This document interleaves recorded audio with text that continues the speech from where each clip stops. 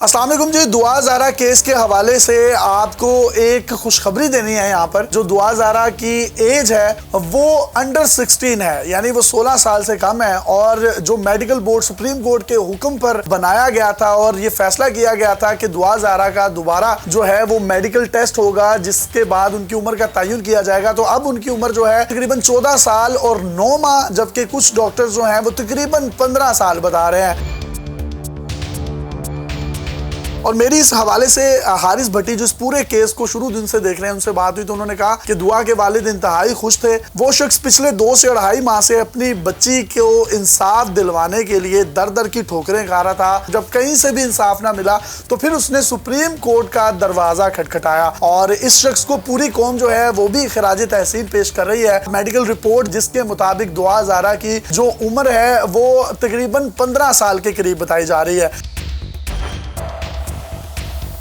आपको मैं ये बात बताता चलूं कि ये 15 साल या 14 साल की जो एज है, इसको दोबारा से मेडिकल बोर्ड जो कि 11 रुकनी था, उसने इस चीज का फैसला किया है, जिसके अंदर सर्विसेज हॉस्पिटल कराची के कुछ डॉक्टर्स थे। इसके साथ साथ पुलिस की जानिब से एक सर्जन डॉक्टर था, जिन्होंने मिल बैठकर इस तमाम केस का जो है अपने तजुर्बे की रोशनी में जो है वो फैसला किया है। और यहाँ पर मैं खिराज तहसीन पेश करना चाहूँगा, सोशल एक्टिविस्ट हैं जिब्रान नासिर साहब, जिन्होंने इस केस को फ्री ऑफ कॉस्ट टेकअप किया और वो आगे बढ़े कि इनके वालिदैन को इंसाफ जो है वो दिलवाना चाहिए। तो अब उम्मीद की किरण पैदा हो चुकी है कि जो दुआ के वालिद साहब हैं उनको इंसाफ मिलेगा। दुआ के वालिदैन को इंसाफ मिलने के साथ साथ अगर दुआ की उम्र 16 साल से कम हुई और अदालत के फैसले की रोशनी में कार्रवाई दुआ के हस्बैंड ज़हीर और उनके अहले खाना के खिलाफ भी की जाएगी, और हो सकता है इसमें चाइल्ड प्रोटेक्शन ब्यूरो जो है वो भी इस केस को टेकअप कर ले, क्योंकि कोई भी अगर माइनर एज होती है तो चाइल्ड प्रोटेक्शन ब्यूरो जो है अपनी मुद्दत में केस चलाता है। उनकी एक स्पेशल जो है वो कोर्ट्स होती हैं, स्पेशल उनके मजिस्ट्रेट्स होते हैं। चाइल्ड प्रोटेक्शन ब्यूरो के जो अपने कानून हैं उसके तहत भी इनके खिलाफ मुकदमा दर्ज हो सकते हैं।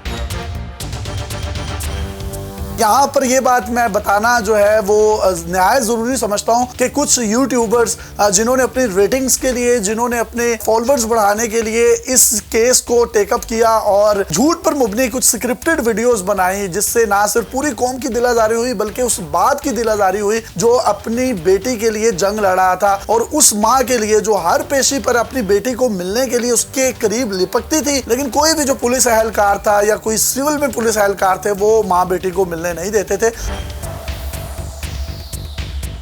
जिब्रान नासिर साहब ने अपने एक पैगाम में ये भी कहा है कि जो दुआ की एज है वो उसके नादरा के डॉक्यूमेंट्स के अकॉर्डिंगली है, और इससे पहले जो रिपोर्ट बनाई गई थी जिसमें उसकी एज तकरीबन 17 साल के करीब बताई गई थी, और वो क्योंकि 16 प्लस हो गई थी, जिसकी वजह से अदालतें भी रिलीफ दे रही थी बच्ची को, और कहा जा रहा था कि बच्ची बालिग है, अडल्ट है और कानूनी तौर पर वो निकाह के काबिल है, लिहाजा वो खुद फैसला करे उसने अपने माँ बाप के साथ रहना है या अपने हस्बैंड के साथ रहना है। और दुआ ने फैसला किया था कि वो अपने माँ बाप को छोड़ेगी और वो ज़हीर के साथ वापस जो है लाहौर आ गई थी। अपने मेज़बान को इजाज़त दीजिए। देखते रहिए डेली पाकिस्तान। अल्लाह हाफ़िज़।